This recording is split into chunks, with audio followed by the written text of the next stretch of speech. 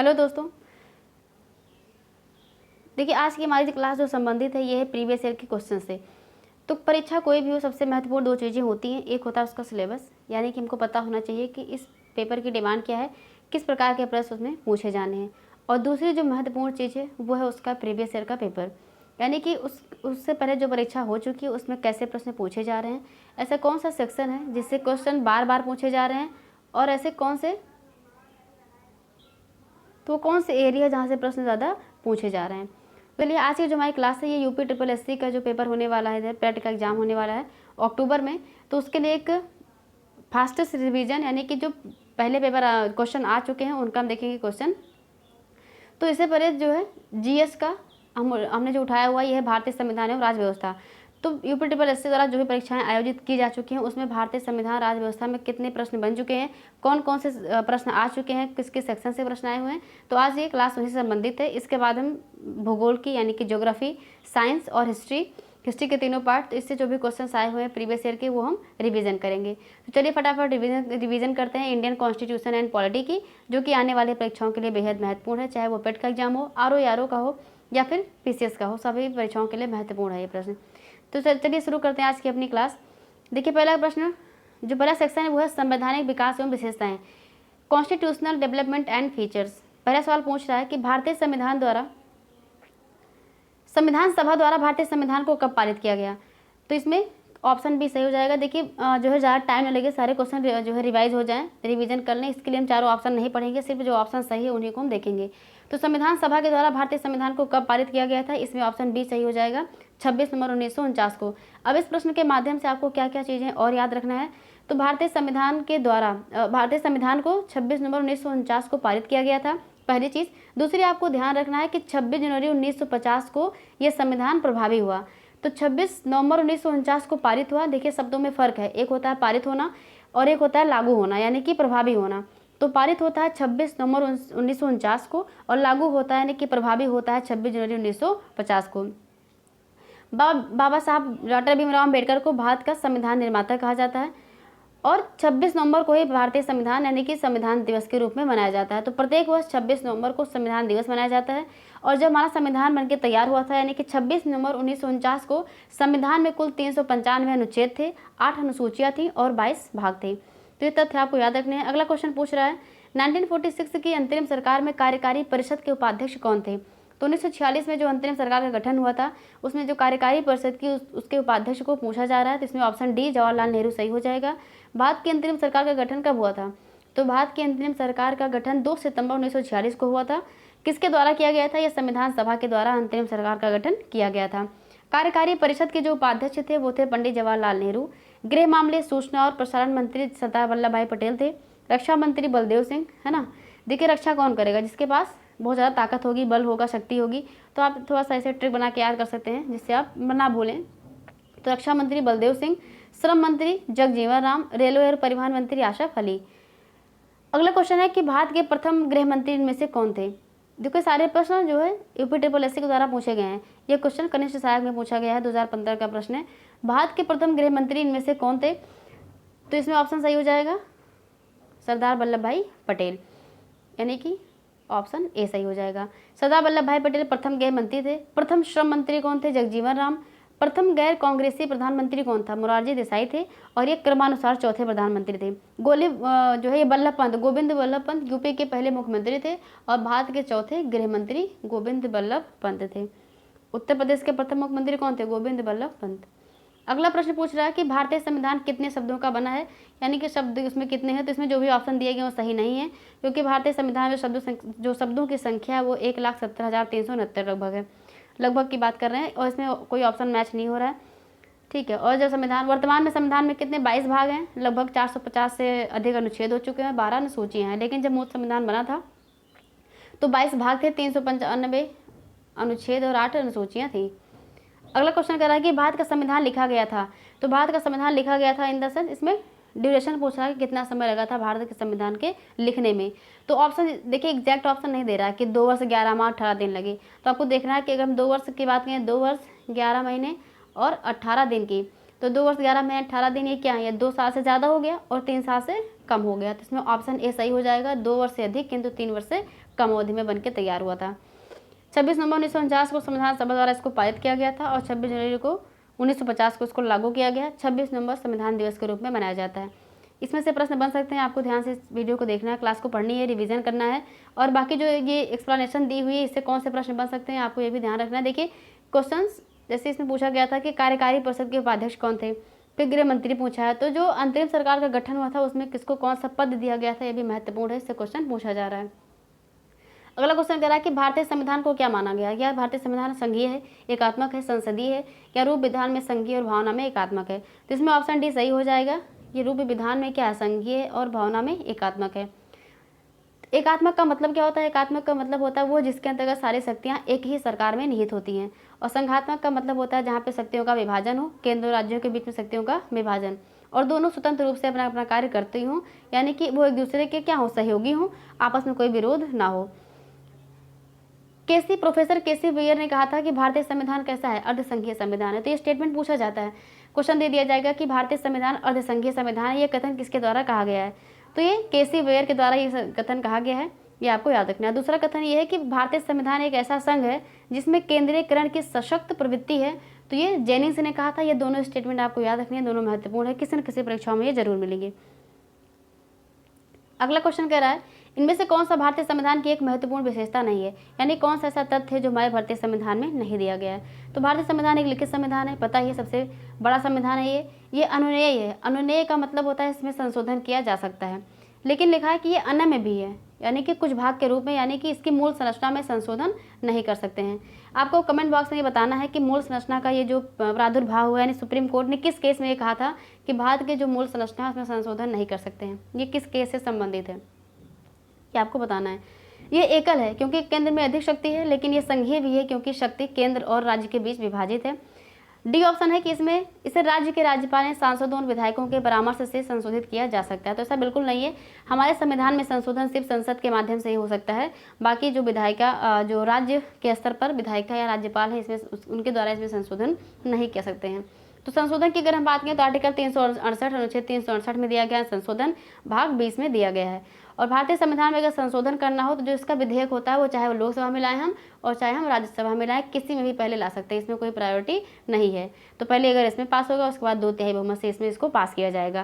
तो इसके लिए ऐसा नहीं है जैसे कि जो धन विधेयक होता है, धन विधेयक से सबसे पहले हम लोकसभा में ही लाते हैं, लेकिन संविधान संशोधन से संबंधित जो विधेयक होगा वो हम लोकसभा या फिर राज्यसभा किसी में भी पहले ला सकते हैं। अगला प्रश्न कह रहा है कि निम्नलिखित में से किसने सबसे पहले 1935 में संविधान सभा का सुझाव दिया था। तो संविधान सभा का सुझाव दिया था एम एन रॉय ने, इसमें ऑप्शन डी सही हो जाएगा। 1935 में जो संविधान सभा का सुझाव था ये एम एन रॉय ने दिया था, और इसको क्रिप्स प्रस्ताव जो 1942 में आया था, इसके द्वारा जो भारतीयों की संविधान सभा की मांग थी उसको स्वीकार कर लिया गया था। और 1946 के तहत कैबिनेट मिशन 1946 के तहत संविधान सभा नवंबर 1946 में अस्तित्व में आ गई थी। अगला क्वेश्चन कह रहा है कि संविधान सभा की अल्पसंख्यकों की उप समिति के अध्यक्ष का नाम बताएं। तो इसमें जो संविधान सभा की जो अल्पसंख्यक की उप समिति थी उसके अध्यक्ष थे एच.सी. मुखर्जी, ऑप्शन सी इसमें सही हो जाएगा। एच.सी. मुखर्जी संविधान सभा में अल्पसंख्यकों की उप समिति के अध्यक्ष थे और ये मद्रास प्रेसिडेंसी के एडवोकेट जनरल भी थे। अल्लाद कृष्ण स्वामी अय्यर ये जो संविधान का मसौदा तैयार करने वाले समिति के 6 सदस्यों में से एक थे। बी पट्टाभी सीतारामैया संविधान सभा में हाउस कमेटी के अध्यक्ष थे और के एम मुंशी संविधान सभा में ऑर्डर ऑफ बिजनेस कमेटी के अध्यक्ष थे। अगला क्वेश्चन क्या है, अगला क्वेश्चन पूछ रहा है कि भारत का संविधान सभा द्वारा डैश को अपनाया गया था और 26 जनवरी 1950 को लागू हुआ था। देखिए क्वेश्चन रिपीट हो रहा है ना। देखिए अब इससे आपको पता चलेगा कौन से प्रश्न महत्वपूर्ण है, किन प्रश्नों की पुनरावृत्ति बार बार हो रही है। तो इसमें क्वेश्चन पूछ रहा है वही क्वेश्चन जो रिपीट हो रहा है कि ये कब इसको अपनाया गया था। तो 26 नवंबर 1949 को ये पारित हुआ था और लागू हुआ था 26 जनवरी 1950 को, ऑप्शन सी इसमें सही हो जाएगा। ये कुछ अनुच्छेद हैं जो शायद 5, 6, 7 ये कुछ अनुच्छेद ऐसे दिए गए हैं जो 26 नवंबर को ही लागू हो गए थे, जिस दिन पारित हुआ था उसी दिन लागू कर दिया गया था उनको। बाकी जो शेष अनुच्छेद हैं उनको 26 जनवरी 1950 को लागू किया गया था। अगला क्वेश्चन पूछ रहा है कि भारतीय संविधान सभा में कुल कितनी महिला सदस्य थी। तो भारतीय संविधान में कुल कितनी महिला सदस्य थी, ये इसमें 15 महिला सदस्य थी, ऑप्शन सी इसमें सही हो जाएगा। भारतीय संविधान सभा में महिला सदस्यों की संख्या 15 थी। भारतीय संविधान सभा का निर्माण भारत के संविधान की रचना के लिए किया गया था और संविधान सभा की कार्यवाही 9 दिसंबर 1946 को संविधान सभा की पहली बैठक से प्रारंभ होती है। यानी कि 9 दिसंबर को जब पहली मीटिंग हुई थी तो इसके जो अध्यक्ष बनाए गए थे वो अस्थायी तौर पर सच्चिदानंद सिन्हा को बनाया गया था। और जब दूसरी मीटिंग होती है 11 दिसंबर को, तो उस दिन इसके जो अस्थायी तौर पर अध्यक्ष बनाए गए थे वो थे राजेंद्र प्रसाद। आपको ये भी याद रखना है। देखिए हमारा अगला क्वेश्चन उसी से संबंधित भी है कि संविधान सभा के पहले अध्यक्ष कौन थे। तो पहले अध्यक्ष की बात करें या हम बात करें अस्थायी अध्यक्ष की, दोनों क्वेश्चन का आंसर एक ही है, डॉक्टर सच्चिदानंद सिन्हा। जब 9 दिसंबर को बैठक हुई थी तो सच्चिदानंद सिन्हा को अस्थायी अध्यक्ष बनाया गया था, डॉक्टर सच्चिदानंद सिन्हा को। लेकिन जब दूसरी मीटिंग हुई थी 11 दिसंबर को 1946 में, तो राजेंद्र प्रसाद को इसमें अस्थायी अध्यक्ष नियुक्त किया गया था। BR अम्बेडकर प्रारूप समिति के अध्यक्ष थे। अगला क्वेश्चन पूछ रहा है कि ड्राफ्टिंग कमेटी का चेयरमैन कौन था। तो ड्राफ्टिंग कमेटी का चेयरमैन ऑप्शन डी सही है इसमें, डॉक्टर BR अम्बेडकर।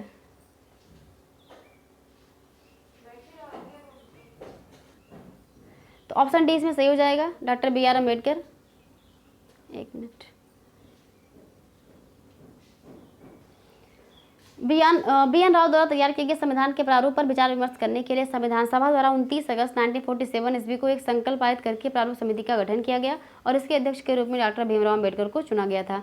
ये जो 6 सदस्यों की लिस्ट दी गई है 7 हैं, यानी कि भीमराव अम्बेडकर को लेकर के जो दिया गया है ये महत्वपूर्ण है, ये क्वेश्चन पूछा जाता है। तो आपको इसमें 2 तथ्य याद रखना है कि जो N माधव राव आए थे ये किसके स्थान पर आए थे। तो ये BL मित्र के स्थान पर आए थे। और दूसरा क्वेश्चन DP खेतान 1948 में इनकी जब मृत्यु हो गई थी तो इसके बाद आए थे TT कृष्णामाचारी। ये 2 नाम आपको याद ही रखना है, बाकी जो 5-4 हैं वो भी याद रखना है कि यहाँ कौन कौन इसमें जो है शामिल था।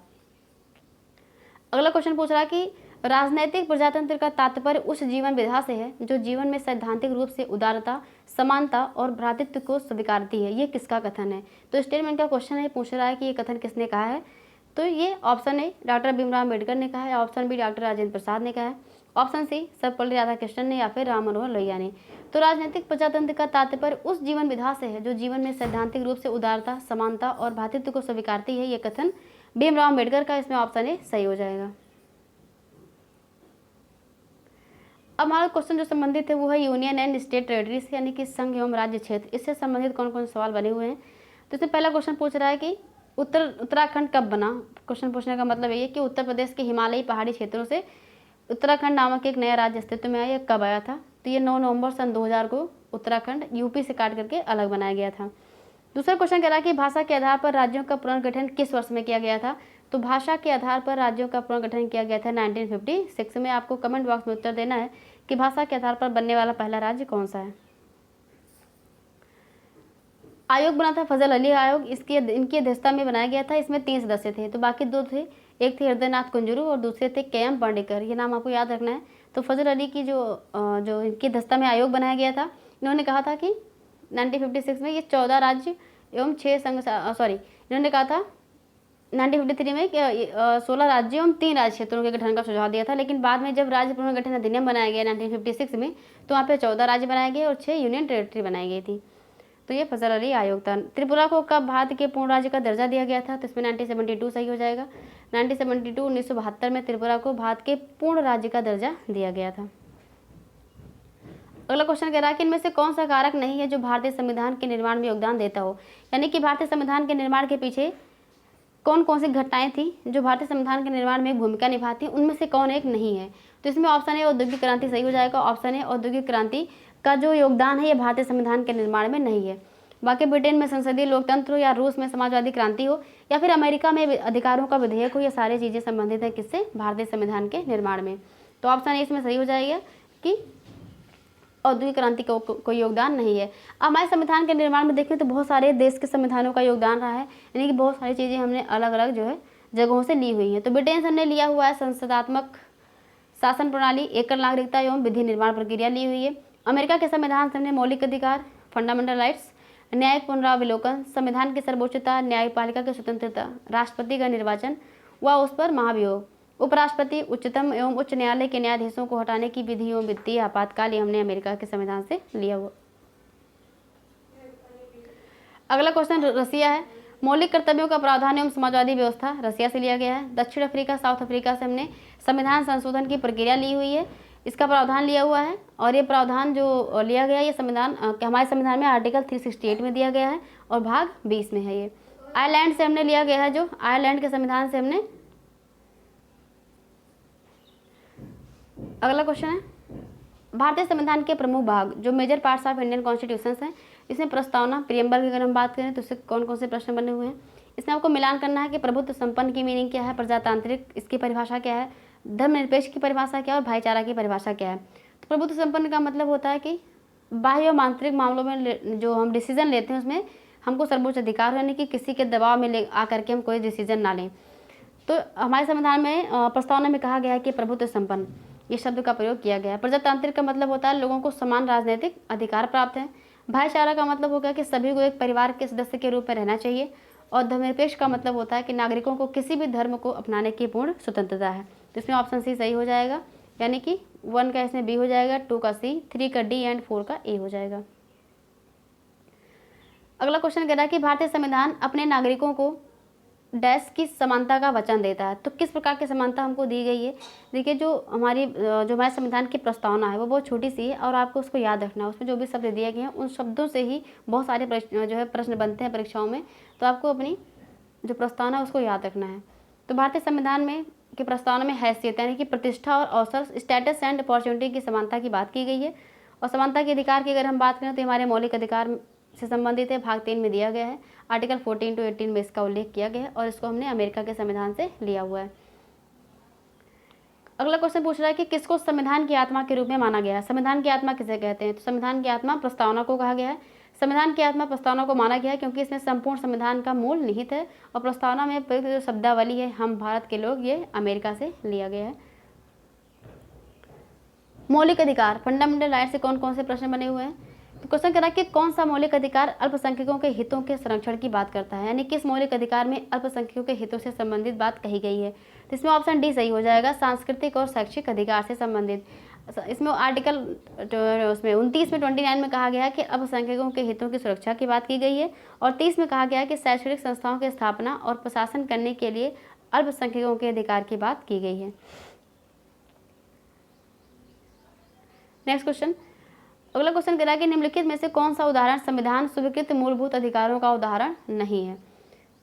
क्वेश्चन कह रहा है कि संविधान स्वीकृत मूलभूत अधिकारों का उदाहरण नहीं है, यानी कि हमारे जो मूलभूत अधिकार हैं वो संविधान में स्वीकृत नहीं किए गए, इनमें से वो कौन सा है।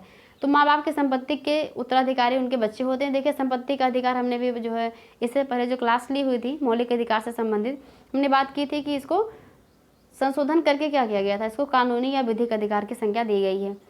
तो इसमें ऑप्शन सी सही हो जाएगा, यानी कि ये संविधान स्वीकृत मूलभूत अधिकारों में नहीं आया है। बाकी जो भी इसमें ए, बी और डी ऑप्शन दिए गए हैं ये सारे हमारे संविधान में दिए गए हैं। जैसे कुछ इसमें ऑप्शन ये कह रहा है कि बिहार से कुछ श्रमिक आजीविका हेतु महाराष्ट्र जाते हैं। तो हमने जो है डिस्कस किया था कि आजीविका यानी कि अगर पहली बात तो हमको ये अधिकार दिया गया आर्टिकल जो अनुच्छेद 19 था, 19 से 22 में स्वतंत्रता का अधिकार दिया गया है। और आर्टिकल 19 में हमको 6 प्रकार की स्वतंत्रताएं दी गई हैं। तो इसमें से स्वतंत्रता थी कि हम अपने भारत के राज्य क्षेत्र में कहीं भी घूम सकते हैं, आ जा सकते हैं। दूसरी चीज़ हम कहीं भी व्यापार कर सकते हैं, कोई भी आजीविका के साधन का प्रयोग कर सकते हैं। तो उसी के तहत आता है ऑप्शन ए, बिहार से कुछ श्रमिक आजीविका हेतु महाराष्ट्र जाते हैं। तो ये हमारे संविधान में दिया गया है। समान कार्य के समान वेतन, ये तो अनुच्छेद 15, ये सारी चीज़ हम डिस्कस कर चुके हैं ऑलरेडी क्लास में। अगला क्वेश्चन पूछा है कि मौलिक अधिकारों को लागू करने के लिए संविधान ने किसे विशेष उत्तरदायित्व सौंपा है। ये क्वेश्चन बहुत सारी परीक्षाओं में पूछा गया है। स्टेट उसमें पीसी से पूछा गया था, बाकी बहुत सारी परीक्षाओं में पूछा गया है ये। तो इसमें ऑप्शन ए सही हो जाएगा, उच्चतम न्यायालय। मौलिक अधिकारों को लागू करने के लिए संविधान में उच्चतम न्यायालय को विशेष उत्तरदायित्व सौंपा गया है। मौलिक अधिकार क्या होते हैं। मौलिक अधिकार वो ये अधिकार हैं जो व्यक्ति के जीवन के लिए क्या है, मौलिक हैं तथा अनिवार्य होने के कारण संविधान द्वारा नागरिकों को प्रदान किए जाते हैं तथा जिनमें राज्य हस्तक्षेप नहीं कर सकता है, ये मौलिक अधिकार कहलाते हैं। अगर ऐसा कुछ राज्य हस्तक्षेप करता है तो आर्टिकल 32 के तहत हम सुप्रीम कोर्ट जा सकते हैं, आर्टिकल 226 के तहत हम हाई कोर्ट जा सकते हैं। और high court, supreme court in article के तहत क्या करता है, 5 प्रकार की रिट जारी करता है। संविधान के भाग 3 में मौलिक अधिकारों को स्थान दिया गया है, जिनमें इनकी संख्या 6 थी। लेकिन हमने जो है बात की थी कि 44th अमेंडमेंट एक्ट 1978 के द्वारा संपत्ति के अधिकार को इसको विधिक अधिकार बना दिया गया था। अगला क्वेश्चन पूछ रहा है कि संवैधानिक उपचारों का अधिकार किसके तहत आता है। तो जैसे अगर क्वेश्चन पूछे कि संपत्ति का अधिकार किसके तहत आता है, संपत्ति का अधिकार एक कानूनी अधिकार है, लेकिन संवैधानिक उपचारों का अधिकार क्या है, ये हमारा मौलिक अधिकार है, फंडामेंटल राइट्स है, अनुच्छेद 32 में है ये, जिसके तहत सुप्रीम कोर्ट क्या करता है, 5 प्रकार की रिट जारी करता है, बंदी प्रत्यक्षीकरण, परमादेश, अधिकार परीक्षा, प्रतिषेध और उत्प्रेषण। ये 5 प्रकार की रिट जारी की जाती है सुप्रीम कोर्ट के द्वारा, जो संवैधानिक उपचारों के अधिकार के अंतर्गत आता है। आर्टिकल 226 के द्वारा हाई कोर्ट जो है ये 5 प्रकार की रिट जारी करता है। अगला क्वेश्चन, नेक्स्ट क्वेश्चन कह रहा है भारतीय संविधान का निम्नलिखित में से कौन सा अनुच्छेद विधिक समता यानी कानून के सामने समानता से संबंधित है। तो ऑलरेडी हम डिस्कस कर चुके हैं, विधिक समानता की बात कर रहा है, आर्टिकल 14 की बात हो जाएगी, अनुच्छेद 14 की बात हो जाएगी। भारतीय संविधान में अनुच्छेद 14 विधि के समक्ष समता के अधिकार से संबंधित है और इसके अंतर्गत राज्य भारत के राज्य क्षेत्र में किसी व्यक्ति को विधि के समक्ष समता से या विधियों के समान संरक्षण से वंचित नहीं करेगा। हम बात करते हैं फंडामेंटल राइट्स की, मौलिक कर्तव्य की। मौलिक कर्तव्य से कौन कौन से प्रश्न बने हुए हैं। देखिए क्वेश्चन पूछ रहा है कि मार्च 2019 तक उपलब्ध जानकारी के अनुसार भारतीय संविधान में कितने मौलिक कर्तव्य हैं। तो मौलिक कर्तव्यों की संख्या कितनी है, 11 है। अगर हम बात करें मूल संविधान में तो 10 ही थे, लेकिन जब 2002 में क्या होता है, अमेंडमेंट होता है, 2002 में 86वां संविधान संशोधन होता है, तब उसमें एक मौलिक कर्तव्य और जोड़ा जाता है, इससे 11 हो जाते हैं। समिति थी स्वर्ण सिंह समिति। देखिए इसका वो देख लेते हैं व्याख्या कि मूल कर्तव्य को वर्ष 1976 में सरकार द्वारा गठित स्वर्ण सिंह समिति की सिफारिश पर 42वें संविधान संशोधन द्वारा भाग 4 का के अनुच्छेद 51 का में जोड़ा गया था। तो अगर क्वेश्चन पूछा जाए कि किस समिति की सिफारिश पर जो है ये भारतीय संविधान में जोड़ा गया था मूल कर्तव्य, की स्वर्ण सिंह समिति हो जाएगी। मूल कर्तव्य किस भाग में है, ये भाग 4 का में है। अनुच्छेद की बात करें तो 51 का में इसको दिया गया है। और संशोधन यानी कि अमेंडमेंट कौन सा किया गया था, ये तो 42वां संविधान संशोधन था, जिसके द्वारा हमारे संविधान में भाग 4 का के अनुच्छेद 51 का में मौलिक कर्तव्य को जोड़ा गया था। मूल कर्तव्य कितने थे, 10 थे, लेकिन जब 2002 में 86वां संविधान संशोधन होता है तो इसमें 11, इनकी संख्या 11 हो जाती है, जिसके तहत ये बात कही जाती है कि प्रत्येक माता पिता 6 से 14 वर्ष तक के बच्चों को शिक्षा का अवसर प्रदान करेगा। ये 11वां जो है हमारा मौलिक कर्तव्य हो जाता है। अगला क्वेश्चन कह रहा है कि भारतीय संविधान में कितने मूल कर्तव्य दिए गए। देखिए क्वेश्चन रिपीट हो रहा है। यह क्वेश्चन पूछा गया था 2019 के शिफ्ट 1 में लोअर एग्जाम में। यह क्वेश्चन पूछा गया 2015 में, 15 पूछा गया, 19 में पूछा गया। तो प्रश्नों की जो मतलब बार बार प्रश्न रिपीट हो रहे हैं, तो आपको इस क्लास को ध्यान से रिवाइज करना है, इससे क्वेश्चन आपको आपके एग्जाम में जरूर मिलेंगे। निम्नलिखित में से कौन सी समिति ने मूल कर्तव्यों को संविधान में सम्मिलित करने का सुझाव दिया। तो इसका भी हमने डिस्कशन कर लिया है ना, तो इसमें ऑप्शन डी सही हो जाएगा। स्वर्ण सिंह समिति की सिफारिश पर मूल कर्तव्य को जोड़ा गया था, जो कि भाग 4 का के अनुच्छेद 51 का में दिया गया है। अगला क्वेश्चन है निम्नलिखित में से किस एक की संस्तुति के आधार पर मूल कर्तव्यों से संबंधित प्रावधानों को भारत के संविधान में जोड़ा गया। देखिए इसमें लेखपाल में क्वेश्चन पूछा गया, ये ग्राम विकास अधिकारी में पूछा गया 2015 में, 2016 में। क्वेश्चन 3-4 क्वेश्चन बार बार क्या हो रहा है, रिपीट हो रहा है। अगला क्वेश्चन कह रहा है कि भारतीय संविधान के अंतर्गत निम्नलिखित में से कौन सा मौलिक कर्तव्य नहीं है। तो आपको मौलिक कर्तव्य 11 मौलिक कर्तव्य में आपको ध्यान रखना है। तो लोक चुनाव में वोट डालना ये हमारा मौलिक कर्तव्य नहीं है। बाकी वैज्ञानिक दृष्टिकोण और ज्ञानार्जन की भावना को विकसित करना, लोक संपत्ति की सुरक्षा करना और संविधान को मानना एवं इसके आदर्शों की कदर करना, ये हमारे मौलिक कर्तव्य के अंतर्गत आते हैं। 11 मौलिक कर्तव्य हैं जिनको आपको याद करना चाहिए, याद रखना चाहिए, जिससे आप जो भी क्वेश्चन बने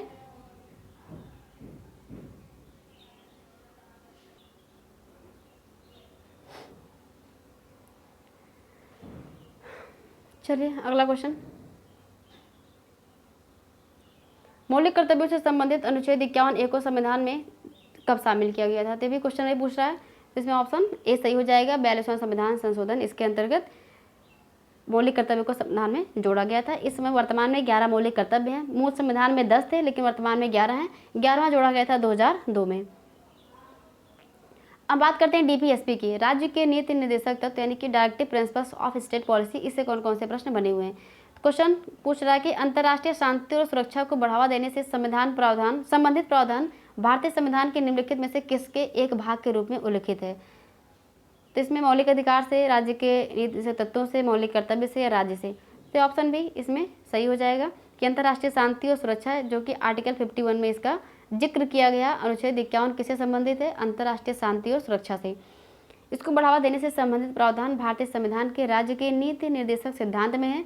संविधान में राज्य के नीति निर्देशक सिद्धांत का वर्णन भाग 4 में अनुच्छेद 36 से 51 में किया गया है। ये आयरलैंड के संविधान से लिया गया है।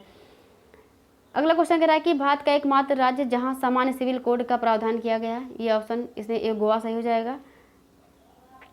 समान नागरिक संहिता तथा समान आचार संहिता का अर्थात धर्मनिरपेक्ष सेक्युलर कानून होता है जो सभी धर्म के लोगों के लिए समान रूप से लागू होता है। भारत के एकमात्र राज्य गोवा में सामान्य सिविल कोड का प्रावधान किया गया, ऑप्शन ए इसमें सही हो जाएगा। नेक्स्ट जो इसमें सेक्शन दिया गया वो है संसद, यानी कि राष्ट्रपति, उपराष्ट्रपति, लोकसभा, राज्यसभा, इनसे संबंधित कौन कौन से प्रश्न बने हुए हैं। क्वेश्चन कह रहा है कि इनमें से कौन भारत का कार्यवाहक राष्ट्रपति नहीं था। ए ऑप्शन है बीबी गिरी, बी ऑप्शन है doctor Zakir Hussain, C option है न्यायमूर्ति हिदायतुल्लाह या डी ऑप्शन है बीडी जत्ती। तो इसमें कौन सा ऑप्शन सही हो जाएगा, ऑप्शन इसमें बी सही हो जाएगा, डॉक्टर जाकिर हुसैन। डॉक्टर जाकिर हुसैन ये कार्यवाहक राष्ट्रपति नहीं थे, याद रखना इसमें नहीं, और ये नहीं में मतलब हाँ या नहीं में आपको ध्यान देना है कहाँ पे नहीं लिखा हुआ है, कहाँ पे नहीं लिखा हुआ है। तो डॉक्टर जाकिर हुसैन भारत के तीसरे राष्ट्रपति थे। उनका कार्यकाल 13 मई 1967 से 3 मई 1969 तक था। और ये बाकी जो बीबी गिरी हैं, न्यायमूर्ति मोहम्मद हिदायतुल्लाह हैं और बीडी जत्ती है, ये क्या थे, ये कार्यवाहक राष्ट्रपति पद पर रह चुके हैं। नेक्स्ट क्वेश्चन कह रहा है कि भारत में राष्ट्रपति अपना कार्यकाल पूरा होने के पहले अपना त्यागपत्र किसको सौंपते हैं। तो कार्यकाल पूरा होने से पहले अपना जो त्यागपत्र वो देते हैं उपराष्ट्रपति को। अभी राष्ट्रपति का जो है चुनाव हुआ है और हमारे भारत में पहली आदिवासी महिला और दूसरी महिला राष्ट्रपति बनी हुई है द्रौपदी मुर्मू जी। तो इसे राष्ट्रपति का सेक्शन में महत्वपूर्ण हो जाता है। तो आपको जितने भी राष्ट्रपति बन चुके हैं उनका कार्यकाल कौन से कार्यवाहक थे, आपको ये ध्यान रखना है। तो अगर राष्ट्रपति कार्यकाल पूरा नहीं हुआ है तो वो अपना जो त्यागपत्र है वो किसको देता है, उपराष्ट्रपति को सौंपता है। इसमें ऑप्शन भी सही हो जाएगा। नेक्स्ट क्वेश्चन, भारत के पहले प्रधानमंत्री पंडित जवाहरलाल नेहरू ने 14 अगस्त 1947 की मध्यरात्रि को नियति से वादा यानी कि ट्रस्ट विद डेस्टिनी शीर्षक भाषण कहाँ से दिया था। इंपॉर्टेंट क्वेश्चन है ये। इसका ऑप्शन सी संसद संविधान सभा। तो trust with destiny Pandit Jawaharlal Nehru ने जो है इसके नेहरू के द्वारा दिया गया भाषण था जो संविधान सभा में 14 अगस्त 1947 को मध्यरात्रि में दिया गया था। महत्वपूर्ण है ये, संविधान सभा नई दिल्ली। नेक्स्ट क्वेश्चन कह रहा है कि अनुसूचित जनजाति के संरक्षण के लिए एक क्षेत्र को अनुसूचित क्षेत्र के रूप में घोषणा करने की शक्ति किसके पास होती है। तो शक्ति किसके पास है, ये शक्ति है भारत के राष्ट्रपति के पास। इसमें ऑप्शन बी सही हो जाएगा। अनुसूचित जनजाति के संरक्षण के लिए एक क्षेत्र को अनुसूचित क्षेत्र घोषणा करने की शक्ति भारत के राष्ट्रपति के पास होती है और जिसका उल्लेख संविधान के 5वीं अनुसूची में किया गया है, जिसके अनुसार राष्ट्रपति का संबंधित राज्य के राज्यपालों के साथ परामर्श करके किसी अनुसूचित क्षेत्र की सीमाओं में व नाम में परिवर्तन कर सकता है। तो इसमें ऑप्शन बी सही हो जाएगा, भारत का राष्ट्रपति। अगला क्वेश्चन कह रहा है राष्ट्रपति द्वारा राज्यसभा में कितने सदस्यों को नामित किया जा सकता है, यानी कि राष्ट्रपति राज्यसभा में कितने सदस्यों को मनोनीत करता है। इसमें ऑप्शन सी 12 सदस्यों को मनोनीत करता है और लोकसभा में 2 सदस्यों को मनोनीत करता है। राष्ट्रपति को अनुच्छेद 80 के का के तहत राज्यसभा में 12 ऐसे व्यक्तियों को मनोनीत करने का अधिकार प्राप्त है जो साहित्य से संबंधित हो, कला, विज्ञान, समाज सेवा के क्षेत्र में विशेष ज्ञान व अनुभव रखते हों। भारतीय संविधान में यह प्रक्रिया आयरलैंड के संविधान से ली गई है, यानी कि राज्यसभा में सदस्यों का जो मनोनयन किया जाता है वो प्रक्रिया वो आयरलैंड के संविधान से ली गई है। नेक्स्ट क्वेश्चन, मृत्युदंड के मामले में क्षमा देने का अधिकार किसे है। तो राष्ट्रपति के पास है, सर्वे सर्वा है राष्ट्रपति। तो अनुच्छेद 72 में राष्ट्रपति की क्षमादान की शक्ति को स्पष्ट किया गया। तो किस आर्टिकल में कहा गया, आपको आर्टिकल भी ध्यान रखना है। आर्टिकल 72 में राष्ट्रपति की क्षमादान की शक्ति का उल्लेख किया गया है। राष्ट्रपति किसी सिद्ध दोष ठहराए गए व्यक्ति के दंड को क्षमा कर सकता है, कम कर सकता है, स्थगित कर सकता है। राष्ट्रपति मृत्युदंड को पूरी तरह से क्षमा भी कर सकता है। ये अधिकार राज्यपाल के पास नहीं होते हैं। नेक्स्ट क्वेश्चन कह रहा है कि नीलम संजीव रेड्डी भारत के कौन से राष्ट्रपति थे। ये 6वें राष्ट्रपति थे। नीलम संजीवन रेड्डी भारत के 6 नंबर के राष्ट्रपति बने थे। इनका कार्यकाल 25 जुलाई 1977 से 25 जुलाई 1982 तक रहा था। 1977 के आम चुनाव में जब इंदिरा गांधी की पराजय हुई थी तो उस समय नवगठित राजनीतिक दल जनता पार्टी ने इनको राष्ट्रपति का प्रत्याशी बनाया था और ये भारत के पहले गैर कांग्रेसी राष्ट्रपति बने थे। नेक्स्ट क्वेश्चन कह रहा है कि भारत के राष्ट्रपति द्वारा चरित्र को बदले बिना सजा की मात्रा को कम करना यानी कि अनुच्छेद 72 फिर में डिस्कस किया था। क्वेश्चन रिपीट हो रहा है। इसको क्या कहा जाता है, इसको कहा जाता है क्षमादान। क्षमादान की शक्ति का उल्लेख किया गया है, यानी कि चरित्र को यानी कि जो सजा दी गई है उसको नहीं बदलना है बल्कि उसकी मात्रा को कम करना है। तो ये क्षमादान आर्टिकल 72 में इसका जिक्र किया गया है। तो भारत के राष्ट्रपति को अनुच्छेद 72 के तहत भारत के किसी भी न्यायालय द्वारा सुनाई गई सजा को कम करने या क्षमादान की शक्ति प्राप्त है। जब राष्ट्रपति द्वारा दंड का चरित्र बदले बिना सजा की मात्रा को कम कर दिया जाता है तो इसे परिहार या फिर क्षमादान यानी कि रिमिशन कहते हैं। जैसे किसी व्यक्ति को 10 साल का सश्रम कारावास दिया गया और उसे राष्ट्रपति ने क्या किया, 5 साल के सश्रम कारावास में बदल दिया। अगला क्वेश्चन करा कि श्री रामनाथ कोविंद भारत के कौन से राष्ट्रपति हैं? तो 14वें राष्ट्रपति हैं, और इस समय जो द्रौपदी मुर्मू हैं वो 15वीं राष्ट्रपति बनी हुई हैं। अगला क्वेश्चन कह रहा है कि रामनाथ कोविंद को वर्ष 2017 में भारत के राष्ट्रपति के रूप में चुना गया था।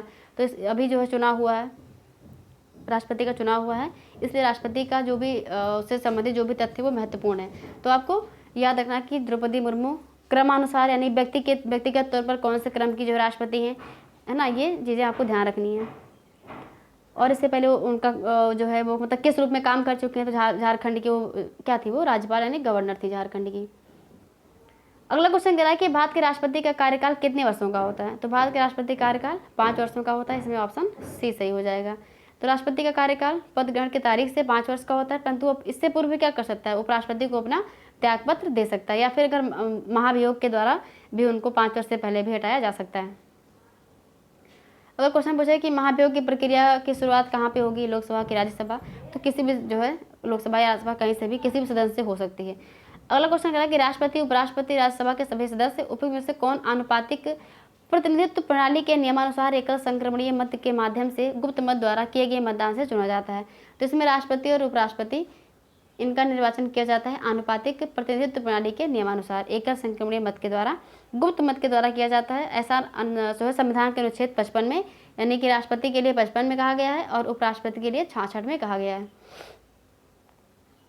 अगला क्वेश्चन है कि भारत का जो निम्नलिखित में से कौन सा राष्ट्रपति निर्विरोध निर्वाचित हुआ था? तो नीलम संजीवन रेड्डी थे, जो पहले गैर कांग्रेसी राष्ट्रपति थे, नीलम संजीवन रेड्डी, और इसमें ऑप्शन सी सही हो जाएगा। अगला क्वेश्चन कर रहा है कि किस भारतीय राष्ट्रपति ने आयरिश स्वतंत्रता संग्राम में भाग लिया और इसके लिए जेल भी गए थे? तो बीवी गिरी थे, या डॉक्टर शंकर दयाल शर्मा थे, नीलम संजीवन रेड्डी थे, या फिर डॉक्टर एस राधा कृष्णन थे? तो इसमें कौन सा ऑप्शन सही हो जाएगा? इसमें बीवी गिरी डबलिन यूनिवर्सिटी में कानून की पढ़ाई करने के लिए जब आयरलैंड गए थे, तब वे डी वलेरा जैसे प्रसिद्ध जो ब्रिटिश विद्रोही के संपर्क में आकर के स्वतंत्रता के लिए चल रहे सिन फेन आंदोलन से जुड़ गए थे। यह आंदोलन है, इस कारण उन्हें जेल भी जाना पड़ा था और आयरलैंड में निष्कासित कर दिया गया था। स्वतंत्र भारत में बीबी गिरी भारत के चौथे राष्ट्रपति भी बने। अगला क्वेश्चन कह रहा है कि भारत के राष्ट्रपति अपना त्यागपत्र किसको संबोधित करते हैं? ऑप्शन सी उपराष्ट्रपति हो जाएगा। क्वेश्चन रिपीट हो रहा है। आर्टिकल 61 में कहा गया कि संविधान के उल्लंघन की स्थिति में राष्ट्रपति पर महाभियोग, यानी महाभियोग की बात किसमें की गई? आर्टिकल 61 में की गई है। आर्टिकल 56 के 2 के अनुसार भारत का राष्ट्रपति अपना त्यागपत्र किसको देगा? उपराष्ट्रपति को देगा। राष्ट्रपति कार्यकाल कितना होता है? 5 वर्ष का होता है, इससे पहले भी उसको हटाया जा सकता है महाभियोग की प्रक्रिया के द्वारा। नेक्स्ट क्वेश्चन कह रहा है कि भारत का कौन राष्ट्रपति निर्विरोध हुआ था? देखिए जो है नीलम संजीवन रेड्डी, एन संजीवन रेड्डी। क्वेश्चन रिपीट हो रहा है ये। अगला क्वेश्चन कह रहा है कि उपराष्ट्रपति को अपना कार्यकाल समाप्त होने से पूर्व अपने पद से हटाने का अधिकार निम्नलिखित में से किसके पास है? ये ऑप्शन, ये जो क्वेश्चन है ये अच्छा क्वेश्चन है कि उपराष्ट्रपति की अगर हम बात करें, इसको हटाने का जो शक्ति है वो किसके पास है? तो ये राज्यसभा के पास है। यदि राज्यसभा अपने तत्कालीन समस्त सदस्यों के बहुमत से उपराष्ट्रपति को पदच्युत करने का प्रस्ताव पारित कर दे और लोकसभा उसे स्वीकार कर ले, तो उपराष्ट्रपति को अपना पद छोड़ना होगा, और इस आशय का प्रस्ताव तब तक प्रस्तावित नहीं होगा जब तक कि उपराष्ट्रपति को ऐसे प्रस्ताव को प्रस्तावित करने के अभिप्राय की सूचना कम से कम 14 डेज पहले न दी गई हो। अगला क्वेश्चन है कि भारतीय संविधान के किस अनुच्छेद के तहत उपराष्ट्रपति का चुनाव होता है? तो उपराष्ट्रपति का चुनाव आर्टिकल 66 में इसकी बात की गई है। अनुच्छेद 63 के अनुसार भारत का एक उपराष्ट्रपति होगा। अनुच्छेद 66 के तहत उपराष्ट्रपति के चुनाव की प्रक्रिया का वर्णन किया गया। दो बातें हैं, अगर भारत का एक उपराष्ट्रपति होगा, ये आर्टिकल 63 में कहा गया। आर्टिकल अनुच्छेद 63 में कहा गया कि भारत का एक उपराष्ट्रपति होगा, और आर्टिकल 66 में कहा गया है कि उसके चुनाव की प्रक्रिया किस तरह से होगी, उसका वर्णन इसमें किया गया है। उपराष्ट्रपति राज्यसभा का पदेन सभापति होता है, और वर्तमान में श्री वेंकैया नायडू भारत के 13वें उपराष्ट्रपति हैं। उपराष्ट्रपति राष्ट्रपति के समक्ष शपथ लेता है। वर्तमान में उपराष्ट्रपति का वेतन 4 लाख ही बदलता रहता है, जो भी उसमें संशोधन होते रहते हैं।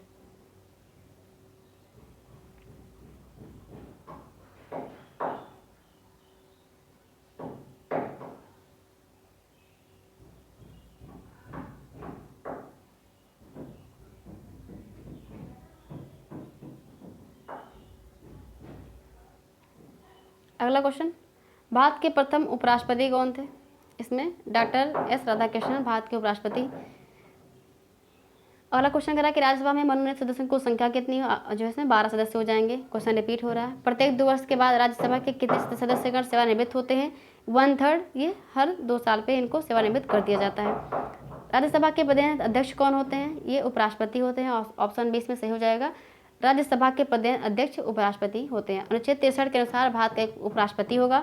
उपराष्ट्रपति राज्यसभा का पदेन अध्यक्ष होता है, परंतु राज्यसभा का सदस्य नहीं होता है।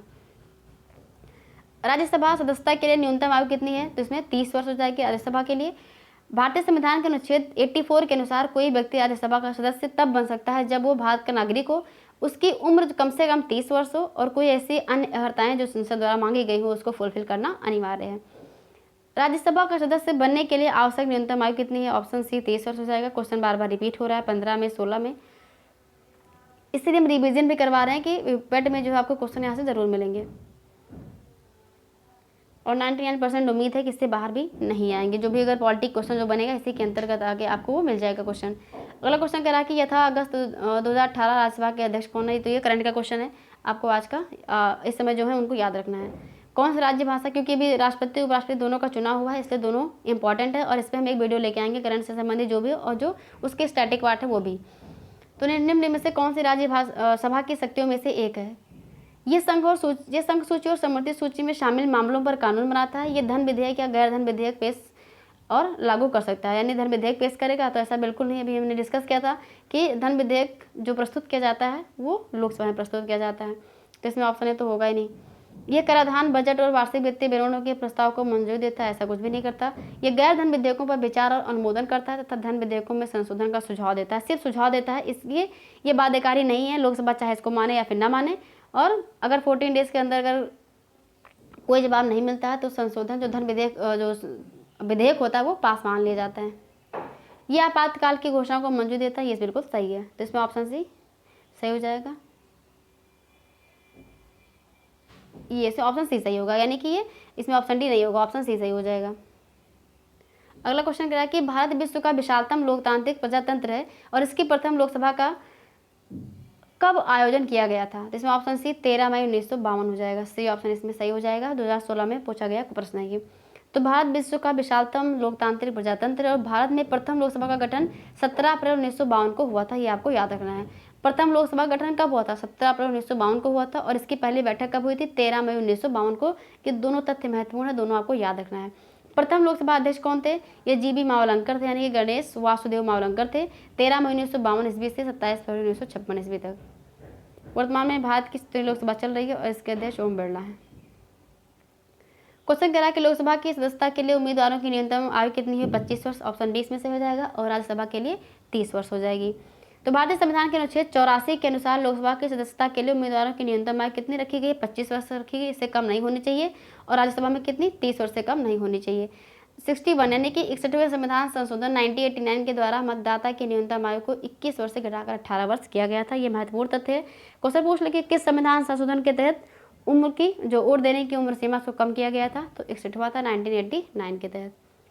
अगला क्वेश्चन कह रहा है कि निम्नलिखित में से कौन सा संसद का कार्य नहीं है?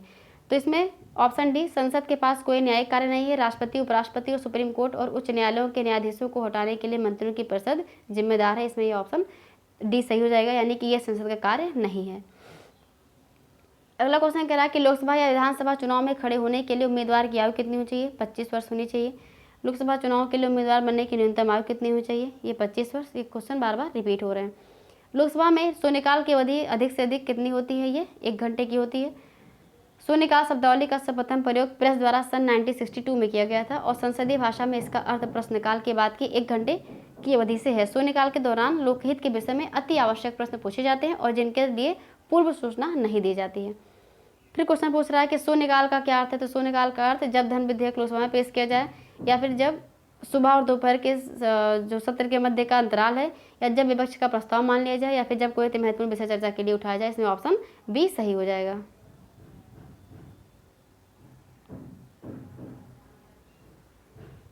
क्वेश्चन बार बार रिपीट कर रहे हैं।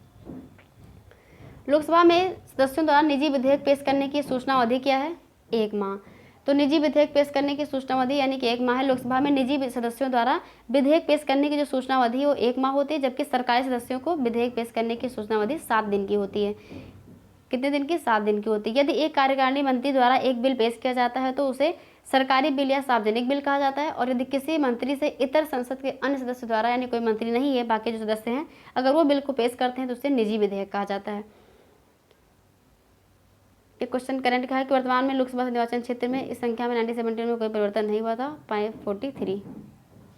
अगला क्वेश्चन है कि संविधान द्वारा विचार की गई लोकसभा की अधिकतम संख्या कितनी है? तो ये हो जाएगी ऑप्शन सी 552, मैक्सिमम नंबर 552 है। अगला क्वेश्चन कह रहा है कि लोकसभा में कितनी सीटें अनुसूचित जात अनुसूचित जनजाति के लिए जो प्रतिनिधि हैं उनके लिए आरक्षित की गई है? तो 131, इसमें ऑप्शन डी सही हो जाएगा। लोकसभा में अनुसूचित जात और अनुसूचित जनजातियों के लिए 131 सीटें आरक्षित हैं। इसमें 84 सीटें अनुसूचित जाति के लिए और 47 सीटें अनुसूचित जनजाति के लिए आरक्षित की गई हैं। भारतीय संविधान के अनुच्छेद 330 में लोकसभा में अनुसूचित जातियों और जनजातियों के लिए स्थानों का आरक्षण किया गया है। ये दोनों तथ्य महत्वपूर्ण है कि कितनी सीटें किसके लिए हैं, और दूसरी चीज़ किस अनुच्छेद में इसकी बातें इसके जो है जिक्र किया गया है। आर्टिकल 330 में कहा गया है। लोकसभा के सदस्यों का कार्यकाल कितने वर्ष का होता है? 5 वर्ष का होता है। ऑप्शन डी इसमें सही हो जाएगा। लोअर मेंस से पूछा गया 2018 क्वेश्चन है। लोकसभा के पहले स्पीकर कौन थे? ये जीबी मावलंकर थे। ऑप्शन ए इसमें सही हो जाएगा। अभी वर्तमान में कौन है? ओम बिरला। भारत में निम्न में से किस लोकसभा अध्यक्ष का कुल कार्यकाल सर्वाधिक रहा है? तो डॉक्टर बलराम जाखड़। ये आबकारी सेवा में पूछा गया प्रश्न है। डॉक्टर बलराम जाखड़ को 22 जनवरी 1980 से 15 जनवरी 1985 तक इनके 2 कार्यकाल की यहाँ पे चर्चा की गई है। नेक्स्ट क्वेश्चन कह रहा है कि उत्तर प्रदेश में कुल कितने लोकसभा संसदीय क्षेत्र हैं? तो लोकसभा में सबसे ज़्यादा, चाहे वो लोकसभा हो, राज्यसभा हो, विधानसभा हो, विधान परिषद हो, सब में जो मैक्सिमम सीट है वो किसमें? उत्तर प्रदेश में सबसे ज़्यादा है। इसमें ऑप्शन सी 80 सही हो जाएगा। संसद में गुजरात राज्य की कितनी सीटें आवंटित हैं? 26। भारतीय संविधान में मंत्रिमंडल के विरुद्ध अविश्वास प्रस्ताव पेश करने के लिए न्यूनतम कितने सदस्यों के समर्थन की आवश्यकता होती है? 100। ये देखिए, भारतीय संसद में मंत्रिमंडल के विरुद्ध अविश्वास प्रस्ताव पेश करने के लिए न्यूनतम कितने सदस्य की आवश्यकता होती है? तो इसमें 100 या 75 या 25। तो इसमें ऑप्शन डी सही हो जाएगा कि भारतीय संविधान में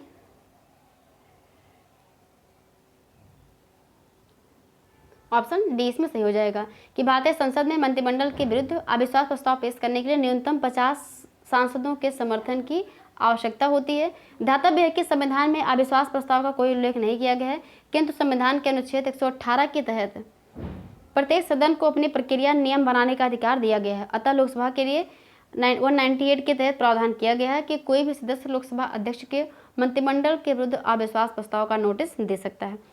अगला क्वेश्चन पूछ रहा है कि सांसद निधि की वर्तमान राशि कितनी है? 5 करोड़ रुपए है। अब बात करते हैं यूनियन एग्जीक्यूटिव की, यानी कि संघीय कार्यपालिका से कौन कौन से प्रश्न बने हुए हैं। तो निम्न में से किसे कभी भी भारत के उपराष्ट्रपति के उप प्रधानमंत्री के रूप में कार्यभार नहीं संभाला है? तो उप प्रधानमंत्री इसमें से कौन नहीं है? इसमें ऑप्शन सी सही हो जाएगा। Option C V P Singh. बीपी सिंह स्वतंत्र भारत के 8वें प्रधानमंत्री थे। ये उत्तर प्रदेश के मुख्यमंत्री भी रह चुके हैं। इन्होंने भारत के उप प्रधानमंत्री के पद को कभी भी सुशोभित नहीं किया है।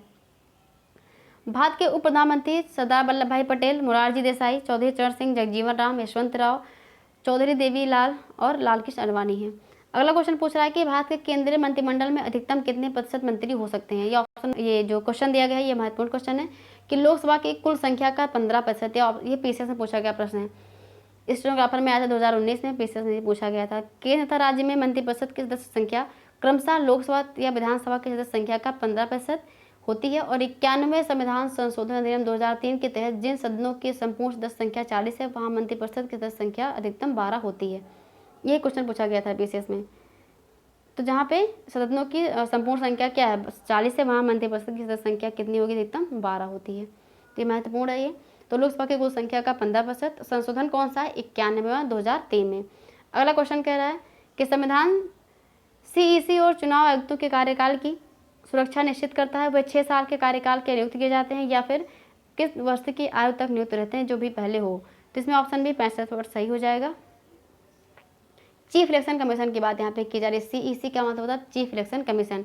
तो उनकी जो कार्यकाल की जो सीमा है वो 6 साल है या फिर वो 65 साल के। ऑप्शन बी इसमें सही हो जाएगा।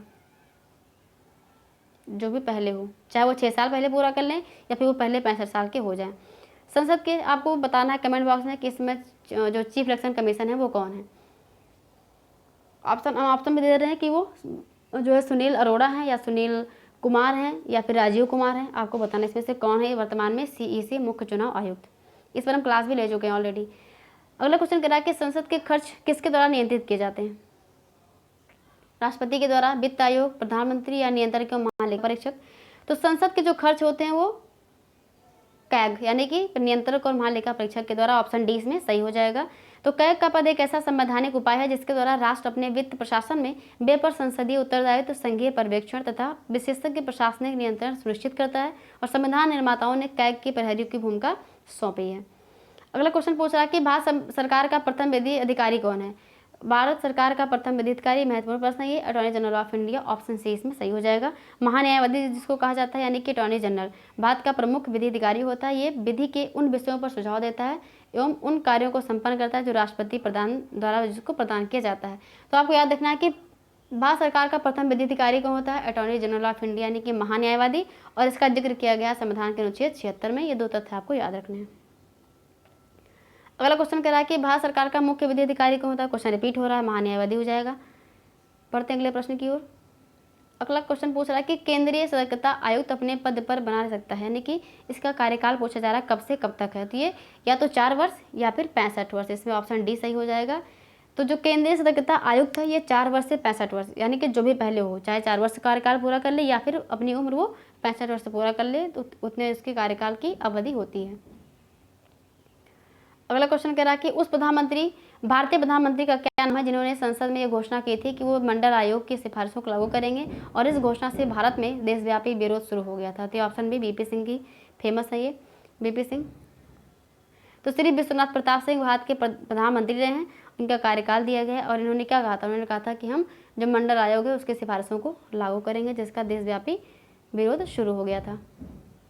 नेक्स्ट क्वेश्चन कह रहा है कि 1996 में जब अटल बिहारी वाजपेयी पहली बार प्रधानमंत्री बने थे तो उनके प्रधानमंत्री के रूप में जो काम करने की लगभग अवधि कितनी थी। तो 2 हफ्ते, इन्होंने 2 हफ्ते काम किया था अटल बिहारी वाजपेयी 1996 में। तो ये तथ्य आपको याद रखना है।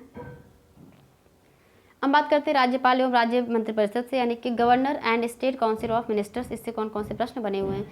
तो भारतीय संविधान के अनुच्छेद 161 के अनुसार निम्नलिखित में से किसे सजा माफ करने या सजा में हेरफेर करने की शक्ति प्राप्त है। देखिए, जो केंद्र में शक्ति प्राप्त है राष्ट्रपति को, वही राज्य में राज्यपाल को प्राप्त है। प्रधानमंत्री और मुख्यमंत्री को भी वही शक्तियाँ प्राप्त हैं राज्य स्तर पर, उनको केंद्र के स्तर पर। कुछ चीज़ें हैं जो कॉमन नहीं है, यानी कि जैसे कि हम बात करें कि जो मृत्युदंड को क्षमा करने का अधिकार सिर्फ राष्ट्रपति के पास है, राज्यपाल के पास नहीं है।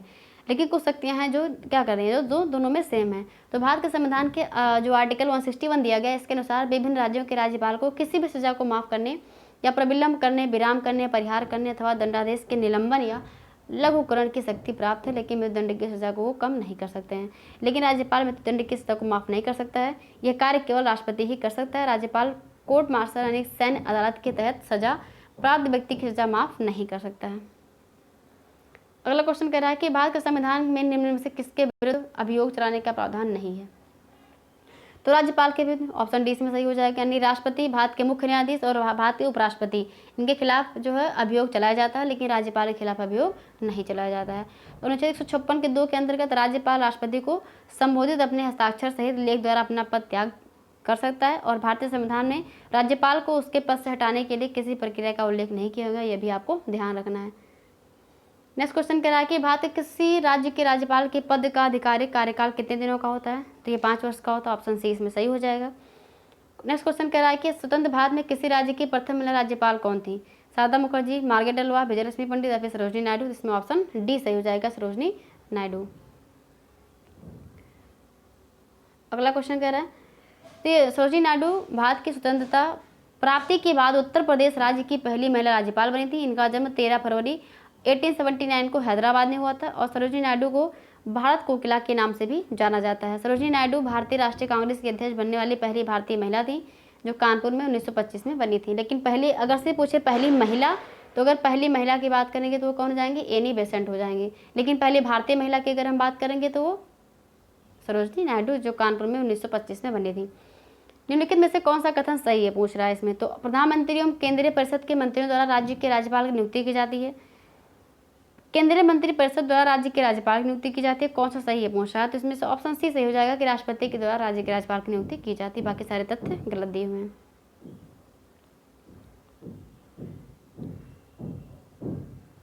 एक चीज़ याद रखना है आपको कि 7वां जो संविधान संशोधन हुआ था 1956 में, इसके अंतर्गत एक ही व्यक्ति को 2 या 2 से अधिक राज्यों का राज्यपाल नियुक्त किया जा सकता है, ये आपको याद रखना है। अगला क्वेश्चन कह रहा है कि भारत में किसी राज्य के राज्यपाल का नियुक्त प्राधिकारी निम्नलिखित में से कौन होता है। तो इसमें भारत का राष्ट्रपति, ऑप्शन सी सही हो जाएगा। भारत का राष्ट्रपति। देखिए लैंग्वेज कुछ परिवर्तित है लेकिन क्वेश्चन क्या हो रहे हैं, रिपीट हो रहे हैं। अगला क्वेश्चन कह रहा है कि राज्यपाल के संदर्भ में कौन सा कथन सही है। तो वो राज्य विधान परिषद के 1/4 सदस्यों को मनोनीत करता है।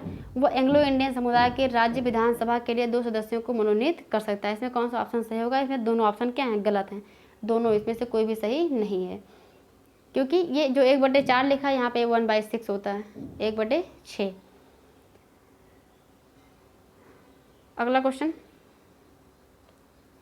इसमें कह रहा है कि डैश को विधानसभा का सत्रावसान करने की शक्ति सत्रावसान राज्यपाल करता है। विधानसभा की अगर हम बात करें तो विधानसभा का जो सत्रावसान होता है उसको उसकी जो शक्ति होती है राज्यपाल में निहित होती है। अगला क्वेश्चन कह रहा है कि किसी विधानसभा में भारत के संविधान के अनुसार कम से कम और अधिक से अधिक कितने सदस्य हो सकते हैं। तो इसमें कम से कम 60 और अधिक से अधिक 500 ये विधानसभा में सदस्य हो सकते हैं। ये संविधान के अनुसार की बात की गई है। तो कम से कम 60 और मैक्सिमम 500। अगला क्वेश्चन कह रहा है कि भारतीय राज्यों में मुद्रा बिल होने के लिए एक बिल को कौन प्रभावित करता है। ये राज्य का जो विधानसभा का अध्यक्ष होता है वो करता है। ऑप्शन ए इसमें सही हो जाएगा। अगर लोकसभा की बात करें केंद्र स्तर पर तो जो वित्तीय जो धन विधेयक होता है वो कौन ये बताता है कि ये यानी कि जो उसको प्रमाणित करने का अधिकार है वो किसके पास है? लोकसभा स्पीकर के पास है। और राज्य के स्तर पर राज्य विधानसभा का अध्यक्ष इसके पास होती है। बात करते हैं न्यायपालिका, इससे कौन कौन से प्रश्न बने हुए हैं जुडिशरी से संबंधित। तो भारत के उच्चतम न्यायालय की प्रथम महिला न्यायाधीश कौन थी? फातिमा बीबी। महत्वपूर्ण प्रश्न है, बार बार पूछा जाता है परीक्षाओं में ये। तो भारत के उच्चतम न्यायालय की प्रथम महिला न्यायाधीश फातिमा बीबी थी। इसमें ऑप्शन बी सही हो जाएगा। अगला प्रश्न पूछा हुआ कि निम्नलिखित में से किसने भारत के 43वें मुख्य न्यायाधीश रूप में शपथ ग्रहण की है। आपको बताना है कमेंट बॉक्स में कि अभी वर्तमान में जो वो है CJI chief justice of India हैं उनका नाम क्या है। चलिए नाम बता दे रहे हैं। उनका नाम है यू ललित। आपको बताना है कि ये कौन से नंबर के हैं, 48वें, 49वें, 50वें, ये कौन से नंबर के CJI chief justice of India बने हुए हैं यू ललित, और इनसे पहले भी कौन थे जिनको उन्होंने रिप्लेस किया हुआ है, ये आपको बताना है कमेंट बॉक्स में। नवसृजित उच्च न्यायालय ये उस समय बना था मेघालय, मणिपुर, त्रिपुरा। विश्व का विशालतम न्यायिक प्राधिकरण कहाँ का है? ये इलाहाबाद हाई कोर्ट है। विश्व का विशालतम न्यायिक प्राधिकरण है इलाहाबाद हाई कोर्ट। महत्वपूर्ण है ये। इलाहाबाद हाई कोर्ट 160 है। भारत का सुप्रीम कोर्ट 34 है। अंतर्राष्ट्रीय न्यायिक अदालत 15 है। अगला क्वेश्चन कह रहा है कि किसी व्यक्ति को सुप्रीम कोर्ट के एक न्यायाधीश के रूप में नियुक्ति के लिए योग्य नहीं माना जाएगा जब तक वह कम से कम कितने साल के लिए उच्च न्यायालय के या फिर दो से अधिक ऐसी अदालतों के जो है उसमें वकील रहा हो। तो इसमें ऑप्शन डी 10 साल तक कम से कम उसको क्या होना है? वकील रहना है। इसमें ऑप्शन डी सही हो जाएगा। अगला क्वेश्चन करा कि सर्वोच्च न्यायालय के न्यायाधीश पद पर नियुक्ति के पात्र बनने के लिए किसी जज को उच्च न्यायालय के न्यायाधीश के रूप में कितने वर्षों तक काम करना है? 5 वर्षों तक काम करना है। अगर उच्च न्यायालय की हाई कोर्ट की बात करें तो अगर न्यायाधीश है तो 5 वर्ष, अगर वकील की बात करेंगे तो उसको 10 वर्ष का जो है 10 ईयर का कार्यकाल पूरा करना होता है।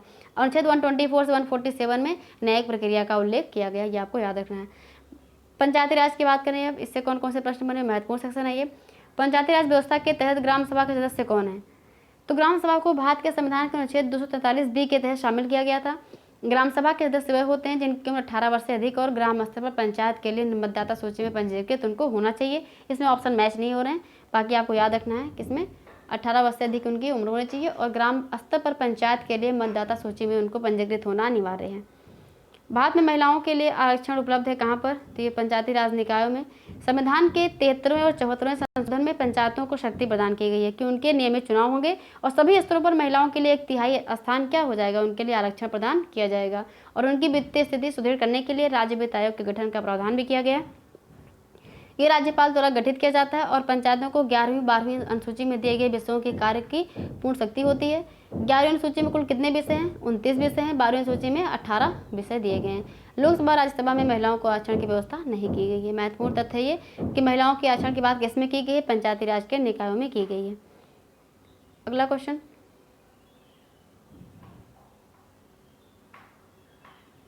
पंचायती राज को पहली बार 2 अक्टूबर 1959 को कहाँ से? ये तो मैंने जो है डिस्कस किया हुआ इसके पहले भी कि राजस्थान के बागौर जिले में जवाहरलाल नेहरू के द्वारा इसको शुरू किया गया था। किस राज्य में पंचायती राज प्रणाली नहीं है? तो ये नागालैंड में पंचायती राज प्रणाली नहीं है। भारत में पंचायती राज के त्रिस्तरीय व्यवस्था का अनुमोदन किसके द्वारा किया गया था? बलवंत राय मेहता समिति के द्वारा किया गया था। त्रिस्तरीय यानी कि 3 स्तर पर। तो भारत में त्रिस्तरीय पंचायती राज व्यवस्था की स्थापना सिफारिश किसने की थी? बलवंत राय मेहता ने की थी 1957 में। इसमें ऑप्शन ये सही हो जाएगा। नेक्स्ट क्वेश्चन करा कि किस समिति ने त्रिस्तरीय पंचायत प्रणाली की अनुशंसा की थी? तो बलवंत राय मेहता समिति ने इसकी शुरुआत की थी। अगला क्वेश्चन करा किस समिति के कार्य ने पूरे देश में पंचायती राज संस्थाओं के प्रारंभ के लिए मंच स्थापित किया? ये क्वेश्चन बार बार रिपीट हो रहा है, बस लैंग्वेज उसकी जो है चेंज है। लगातार 109, 110, 111 क्वेश्चन बार बार वही पूछ रहा है, तो इसमें बलवंत राय मेहता समिति आंसर हो जाएगा। जो इसमें 3 स्तरीय यानी कि ग्राम पंचायत, पंचायत समिति और जिला पंचायत। अगला क्वेश्चन कह रहा है कि किसी ग्राम पंचायत द्वारा उप प्रधान को पद से हटाने के लिए कम से कम कितने पंचायत सदस्यों का समर्थन आवश्यक है? तो 2/3 सदस्यों का इसमें समर्थन की आवश्यकता पड़ती है। ऑप्शन डी इसमें सही हो जाएगा। अगला क्वेश्चन कह रहा है निम्न में से क्या पंचायती राज संस्था नहीं है? ग्राम सभा, ग्राम पंचायत, न्याय पंचायत और ग्राम सहकारी संस्था। जिसमें डी ऑप्शन सही हो जाएगा, ग्राम सहकारी संस्था। इसमें डी ऑप्शन एक क्वेश्चन महत्वपूर्ण है, ध्यान रखना कि पंचायती राज संस्था इसमें ग्राम सहकारी संस्था नहीं है। भारतीय संविधान में 73वें संविधान संशोधन द्वारा 1992 के अंतर्गत पंचायती राज प्रणाली को संवैधानिक दर्जा प्रदान किया गया था और इसको ग्राम पंचायत, पंचायत समिति, जिला परिषद में वर्गीकृत किया गया है। ग्राम सभा, ग्राम पंचायत, न्याय पंचायत, पंचायती राज, ये सब क्या है? पंचायती राज प्रणाली के अंग है, लेकिन ग्राम सहकारी संस्था ये पंचायती राज संस्था का अंग नहीं है। अगला क्वेश्चन कह रहा है कि प्रतिवर्ष भारत में राष्ट्रीय पंचायती राज दिवस किस दिन मनाया जाता है? यह दिन संविधान अधिनियम 1992 के जो है जारी होने का प्रतीक है, तो 24 अप्रैल को। इसमें ऑप्शन बी सही हो जाएगा कि राष्ट्रीय पंचायती राज दिवस 24 अप्रैल को प्रत्येक वर्ष मनाया जाता है, क्योंकि ये जमीनी स्तर से राजनीतिक शक्ति के विकेंद्रीकरण के इतिहास को बताता है और यह दिन संविधान के 73वें संविधान संशोधन अधिनियम 1992 के जारी होने का प्रतीक है। तो 24 अप्रैल क्या होता है? पंचायती राज दिवस होता है। 26 नवंबर क्या होता है? संविधान दिवस होता है। नेक्स्ट क्वेश्चन कह रहा है कि भारतीय संविधान के अनुच्छेद 243 के अधीन गठित ग्रामीण क्षेत्रों के लिए स्वराज सरकार की संस्था कौन सी है? तो इसमें पंचायत, ऑप्शन बी इसमें सही हो जाएगा कि भारतीय संविधान के अनुच्छेद 243 में नगरपालिका के गठन, संरचना, शक्तियां, प्राधिकार एवं उत्तरदायित्व से संबंधित प्रावधान किए गए हैं और अनुच्छेद 243 में ग्राम सभा के गठन का वर्णन किया गया है। अनुच्छेद 243 के अधीन गठित ग्रामीण क्षेत्रों के लिए स्वराज सरकार की जो संस्था है ग्राम पंचायत, उसका गठन किया गया है। नेक्स्ट क्वेश्चन कह रहा है कि ग्राम पंचायत तंत्र के 3 स्तर होते हैं। ब्लॉक स्तर पर क्या होता है? तो ब्लॉक स्तर पर पंचायत समिति होती है, जिला स्तर पर जिला पंचायत होती है, गांव में ग्राम पंचायत होती है। इसमें ऑप्शन बी सही हो जाएगा। भारतीय संविधान में पंचायती राज प्रणाली को जो संशोधन में औपचारिक किया गया था, तो ये ऑप्शन डी इसमें सही हो जाएगा 1992 में। 27 अगस्त 2009 को भारत सरकार के केंद्रीय मंत्रिमंडल में पंचायती राज संस्थाओं में महिलाओं को आरक्षण दिया गया था, 50% आरक्षण दिया गया। ऑप्शन सी इसमें सही हो जाएगा। इनमें से कौन सा भारत में पंचायती राज की 3 स्तरीय प्रणाली में से एक स्तर में से नहीं है? तो इसमें नगर परिषद नहीं होगा, ये ऑप्शन डी इसमें सही हो जाएगा। तो भारत में ग्राम स्वशासन की दिशा में अनुपालन हेतु वर्ष 1992 में भारतीय संविधान में 73वां संशोधन किया गया और भारत में 24 अप्रैल को प्रतिवर्ष पंचायती राज दिवस के रूप में मनाया जाता है। इस संशोधन के द्वारा भारत में पंचायती राज की व्यवस्था लागू की गई है। ये व्यवस्था त्रिस्तरीय है, ग्राम पंचायत, पंचायत समिति और जिला परिषद। पंचायती राज त्रिस्तरीय प्रणाली में नगर परिषद को सम्मिलित नहीं किया जाता। ऑप्शन डी इसमें सही हो जाएगा। अगला क्वेश्चन कह रहा है कि वर्ष 2018 में पंचायती राज के कौन से सालगिरह मनाएगी? ऑप्शन सी 25वीं मनाएगी। आप जोड़ सकते हैं, हिसाब से 2022 चल रहा है। संविधान संशोधन की बात करते हैं, इससे कौन कौन से प्रश्न बने हुए हैं? तो 73वां संविधान संशोधन अधिनियम ये किससे संबंधित है? ऑप्शन डी से संबंधित है, पंचायती राज संस्थाओं से संबंधित है। अगला क्वेश्चन पूछ रहा है कि किस संविधान संशोधन में पंचायती राज संस्थाओं को संवैधानिक दर्जा दिया गया? ये भी ऑप्शन डी 73वां। ये क्वेश्चन बहुत सारे रिपीट कर रहे हैं, बार बार आपको ध्यान से रिवीजन करना है, क्वेश्चन आपको इसी से मिलेंगे। अगला क्वेश्चन कह रहा है कि भारत के संविधान के किस संशोधन अधिनियम ने पंचायती राज को एक संवैधानिक निकाय बनाया था? तो वही ऑप्शन ए। क्वेश्चन देखिए 3, 4, 5, 6 बार क्वेश्चन मिल चुका है। अगला क्वेश्चन कह रहा है कि भारतीय संविधान के अनुच्छेद 368 का संबंध किससे है? तो 368 का संबंध भारतीय संविधान के संशोधन से है, जो कि भाग 20 में इसका जिक्र किया गया है। इसमें ऑप्शन बी सही हो जाएगा।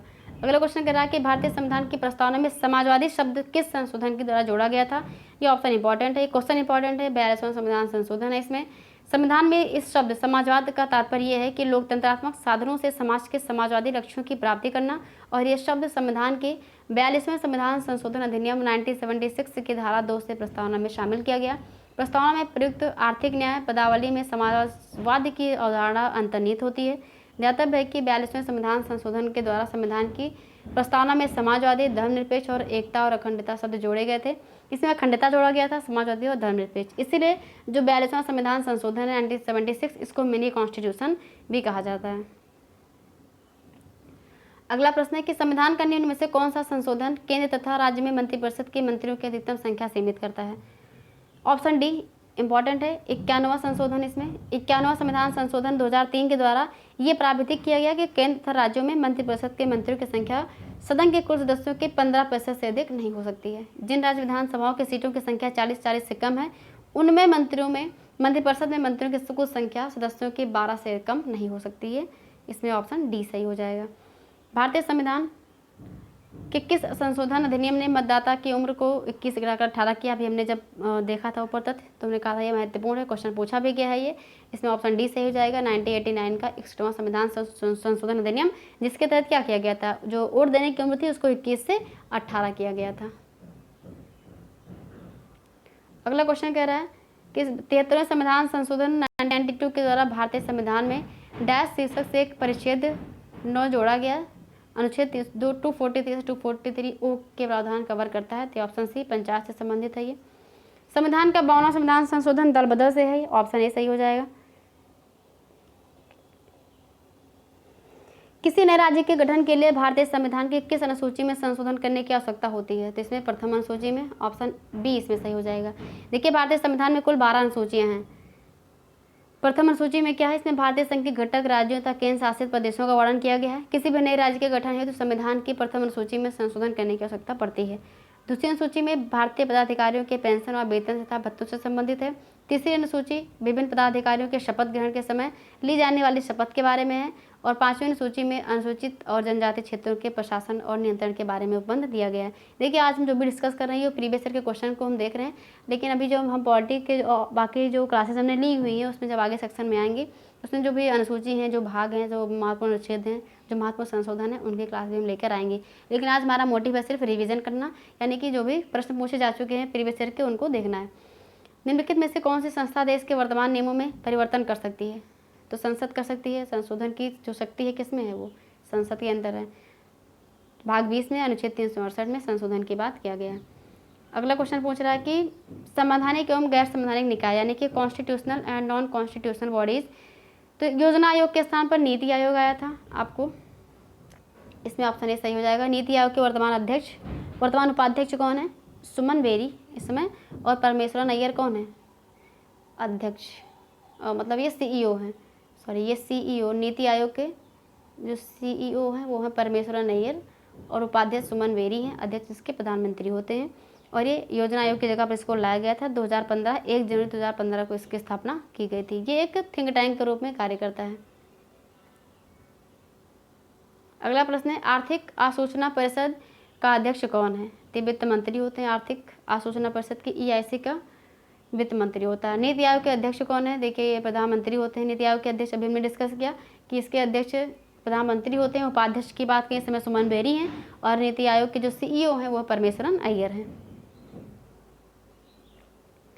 शासकीय जो ऑफिशियल लैंग्वेजेस हैं उससे संबंधित जो प्रश्न पूछे गए हैं उसमें पूछा गया है कि सरकार द्वारा किस भाषा को सबसे पहले एक प्रतिष्ठित भाषा के रूप में घोषित किया गया था? तो इसमें सी तमिल हो जाएगा। अगर हम बात करें वर्तमान में भारत में संविधान में कितनी भाषाएं दी गई हैं? तो 22 भाषाएं दी गई हैं। इलेक्शन से संबंधित कौन से प्रश्न पूछे गए हैं? तो भारत के मुख्य निर्वाचन आयुक्त की नियुक्ति कौन करता है? राष्ट्रपति करता है। अनुच्छेद 324 में निर्वाचन आयोग का जिक्र किया गया है। आर्टिकल भी ध्यान रखना है। तो निर्वाचन आयोग 324 में है। इसमें मुख्य जो निर्वाचन आयुक्त हैं वो कौन है? राजीव कुमार हैं। और राष्ट्रपति इनकी नियुक्ति करते हैं। चुनाव आचार संहिता के अनुसार चुनाव के समय जो निषेध, किसका निषेध है ये? तो ये घृणाजनक भाषण या पुतला जलाना, प्रचार के लिए सरकारी मशीनीकरण का उपयोग करना, निर्वाचन अधिकारियों का हस्तांतरण, ये सब का जो है क्या करना, निषेध शामिल है इसके तहत। भारत में वोट देने की उम्र कितनी? 18 वर्ष है। भारत के मुख्य निर्वाचन आयुक्त की सेवानिवृत्ति की आयु कितनी वर्ष है? देखिए क्वेश्चन रिपीट कर रहा है, बार बार क्वेश्चन पूछा गया है इसके पहले भी। इसमें भारत के मुख्य निर्वाचन आयुक्त के कार्यकाल का जो संसद के 1991 के अधिनियम के द्वारा निर्धारित किया गया है 6 साल या फिर 65 साल। निम्नलिखित में से कौन सी एक राष्ट्रीय पार्टी नहीं है? इसमें जो ऑप्शन सी है द्रविड़ मुनेत्र कड़गम, ये राष्ट्रीय पार्टी नहीं है। वर्तमान में 8 राष्ट्रीय पार्टियां हैं। बहुजन समाज पार्टी, भारतीय जनता पार्टी, भारतीय राष्ट्रीय कांग्रेस, भारतीय कम्युनिस्ट पार्टी, मार्क्सवादी राष्ट्रीय कांग्रेस पार्टी, अखिल भारतीय तृणमूल कांग्रेस और नेशनल पीपल्स पार्टी। ये रिसेंट वाली बनी हुई नेशनल पीपल्स पार्टी, इसका पुस्तक है वो। एक राजनीतिक दल राष्ट्रीय पार्टी के रूप में मान्यता प्राप्त करने योग्य होगा यदि वो लोकसभा में कम से कम कितनी सीटें जीतता है और इस तरह से कम 3 विभिन्न राज्यों को चुने जाते हैं। तो इसमें 11 सीटें, ऑप्शन ए इसमें सही हो जाएगा। भारतीय जनता पार्टी की स्थापना किस वर्ष की गई थी? ऑप्शन डी 1980 में भारतीय जनता पार्टी की स्थापना की गई थी। भारतीय संविधान के भाग, अनुच्छेद एवं अनुसूचियाँ। तो भारतीय संविधान का कौन सा अनुच्छेद कानून के समक्ष समानता प्रदान करता है, मौलिक अधिकार? ऑप्शन डी इसमें सही हो जाएगा, आर्टिकल 14। भारतीय संविधान के अनुच्छेद 5 से 11 में किसका जिक्र किया गया? ये भारत की नागरिकता से संबंधित है, ऑप्शन ए इसमें सही हो जाएगा। भारतीय नागरिकता 5 प्रकार से प्राप्त होती है: जन्म से, वंश परंपरा से, पंजीकरण से, देशीकरण से और भूमि के अर्जन से। तो अनुच्छेद 5 से 11 किससे संबंधित है? ये भारतीय नागरिकता से संबंधित। भारतीय संविधान का अनुच्छेद 300A अभी हमने डिस्कस किया था कि जो संपत्ति का अधिकार था उसको 44वें संविधान संशोधन के द्वारा हटा करके विधिक अधिकार बनाया गया था और इसको 300A में शामिल किया गया था, जो कि F में दिया गया था, 19A के F क्लॉज में दिया गया था। अगला प्रश्न है कि भारतीय संविधान के अनुच्छेद 324 से 329 एक किससे संबंधित है? तो चुनाव, पंचायतें, अल्पसंख्यकों की सुरक्षा या एक राज्यपाल की शक्तियाँ। तो इसमें ऑप्शन ए सही हो जाएगा, चुनाव से संबंधित है। अगला क्वेश्चन कह रहा है कि भारतीय संविधान के किस अनुच्छेद में चुनाव का उल्लेख किया गया? आर्टिकल 324 में। क्वेश्चन बार बार रिपीट हो रहा है। भारत के संविधान के अनुच्छेद 243 के निम्नलिखित में किसकी व्याख्या करता है? तो पंचायती राज प्रणाली की बात करता है। भारतीय जो संविधान के किस अनुच्छेद के प्रावधानों के अंतर्गत भारत सरकार ने भारत रत्न और पद्मश्री को प्रारंभ किया था? तो ये ऑप्शन डी अनुच्छेद 18 की बात कर रहा है। 17 में क्या है? 17 में अनटचेबिलिटी की बात करता है, 16 में अवसर की बात की गई है, 15 में राज्य, धर्म, मूल वंश, जाति, लिंग या जन्मस्थान के अलावा भेदभाव का प्रतिषेध करता है। अगला प्रश्न कह रहा है कि भारत में संघ लोक सेवा आयोग का गठन भारत के संविधान में किस अनुच्छेद के अंतर्गत किया गया है? तो ऑप्शन डी 315 के तहत यूपीएससी संघ लोक सेवा आयोग, अनुच्छेद 315। नेक्स्ट क्वेश्चन कह रहा है कि भारत के संविधान का कौन सा अनुच्छेद राष्ट्रीय महत्व के स्मारकों, स्थलों और वस्तुओं की सुरक्षा से संबंधित है? ऑप्शन सी आर्टिकल 49 इसमें बात की गई है डीपीएसपी से। आर्टिकल 36 to 51 क्या है हमारा? ये डीपीएसपी है। 36 से 51 नीति निश्चित सिद्धांत की बात करता है, जो कि आयरलैंड के संविधान से लिया गया है। आर्टिकल 50 महत्वपूर्ण है, इसमें कार्यपालिका और न्यायपालिका का पृथक्करण इसकी बात की गई है। 48 का ए भी इंपॉर्टेंट है, ये पर्यावरण से संबंधित है। और 48 एक कृषि और पशुपालन के संगठन की बात करता है। अगला क्वेश्चन है कि भारत के संविधान की किस अनुसूची में असम, मेघालय, त्रिपुरा, मिजोरम न्यायालय राज्यों में जनजातीय क्षेत्रों के प्रशासन के संबंध में प्रावधान है? ये ऑप्शन सी 6ठी अनुसूची में हो जाएगा, महत्वपूर्ण है ये। तो भारत के संविधान की 6ठी अनुसूची में असम, मेघालय, त्रिपुरा, मिजोरम, AM, TM, ए से असम, M से मेघालय, T से त्रिपुरा, M से मिजोरम राज्यों में जनजातीय क्षेत्रों के प्रशासन के बारे में उपबंध है। चौथी अनुसूची किससे संबंधित है? ये राज्यसभा में स्थानों का आवंटन किया गया चौथी अनुसूची में। 5वीं अनुसूची में अनुसूचित क्षेत्रों और अनुसूचित जनजातियों के प्रशासन और नियंत्रण के बारे में उपबंध किया गया है। 10वीं अनुसूची दल बदल से संबंधित है, भी प्रश्न पूछा गया है। अगला क्वेश्चन है कि भारतीय संविधान का भाग 2 संबंधित है नागरिकता से, ऑप्शन ए सही हो जाएगा। क्वेश्चन रिपीट हो रहा है। मौलिक अधिकार भाग 3 में है। कौन सी अनुसूची के तहत अनुसूचित क्षेत्रों और अनुसूचित जनजातियों के प्रशासन और नियंत्रण के लिए? तो ऑप्शन बी 5वीं अनुसूची। बार बार क्वेश्चन रिपीट हो रहा है। अगला क्वेश्चन कह रहा है कि भारत के संविधान के अनुच्छेद 243 आई के अनुसार किसकी बात करता है? तो ये हर 5वें वर्ष की समाप्ति पर वित्त आयोग के गठन की बात करता है, आर्टिकल 243 का आई। भारत के संविधान के किस के अनुसार राष्ट्रपति के पास अध्यादेश, ये आर्टिकल 123, राष्ट्रपति के अध्यादेश जारी करने की शक्ति दी गई अनुच्छेद 123 में, और राज्यपाल के जो दिया गया वो 213 के तहत दिया गया, इसको पलट दो। तो 213 में जो अध्यादेश जारी करने की शक्ति है वो गवर्नर के पास है, राज्यपाल के पास है, और जो 123 के अनुच्छेद 123 के तहत ही राष्ट्रपति के अध्यादेश जारी करने की शक्ति दी गई है। भारतीय संविधान का कौन सा अनुच्छेद अनुसूचित क्षेत्रों और जनजातीय क्षेत्रों के प्रशासन से संबंधित है? ऑप्शन सी आर्टिकल 244 से संबंधित है ये। अगला क्वेश्चन कह रहा है कि भारतीय संविधान का कौन सा अनुच्छेद ये कहता है कि प्रधानमंत्री की नियुक्ति राष्ट्रपति द्वारा की जाएगी, यानी कि किस अनुच्छेद के तहत राष्ट्रपति प्रधानमंत्री की नियुक्ति करता है? तो ऑप्शन सी 75 के 1 में दिया गया है ये। अगला क्वेश्चन है कि भारत के संविधान के किस अनुच्छेद के अधीन राज्यों के राज्यपाल को अध्यादेश जारी करने की शक्ति है? क्वेश्चन ये ऑप्शन सी 213, अनुच्छेद 213 के तहत राज्यपाल अध्यादेश जारी करने की शक्ति है, और अनुच्छेद 123 है उसके तहत राष्ट्रपति को अध्यादेश जारी करने की शक्ति दी गई है।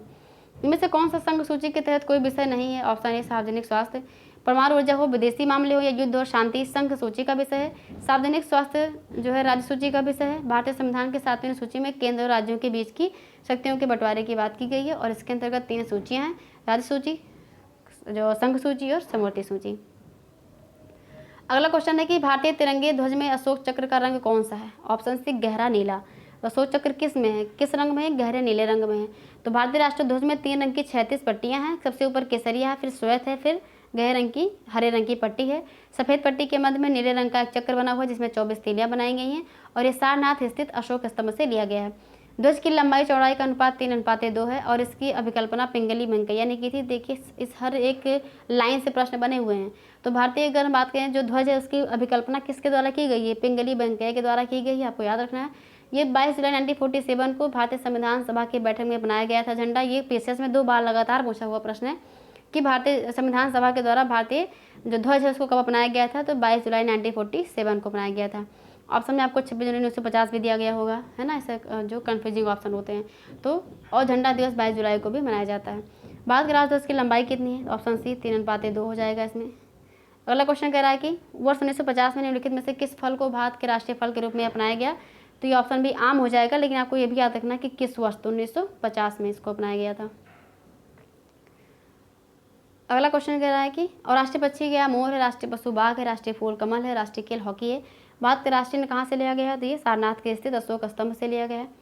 भारत के संसद द्वारा हिंदू विवाह अधिनियम कब लागू किया गया था, 1955 में। 1955 में हिंदू विवाह अधिनियम पारित किया गया था। हिंदू विवाह अधिनियम भारतीय संसद द्वारा सन 1955 में पारित किया गया था। यह अधिनियम हिंदुओं के बीच विवाह से संबंधित कानून को संहिताबद्ध करता है और यह किसी भी व्यक्ति पर लागू होता है जो कानूनी रूप से हिंदू यानी कि बौद्ध, जैन और सिख समेत हैं। यह न केवल हिंदू विवाह के लिए समारोह तथा पंजीकरण के लिए मान्यता प्रदान करता है बल्कि तलाक के संबंध में भी नियम प्रदान करता है। क्वेश्चन पूछा इसमें कौन सा गलत है, तो भारत के संविधान के अनुच्छेद 61 में राष्ट्रपति के महाभियोग की प्रक्रिया का वर्णन किया गया है।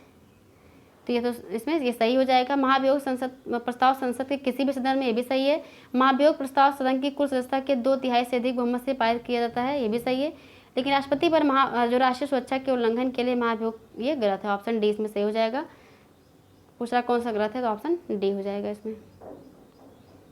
अगला क्वेश्चन करा कि निम्नलिखित में से कौन कैबिनेट स्तर का होता है, तो ऑप्शन ए विपक्ष का नेता कैबिनेट स्तर का होता है।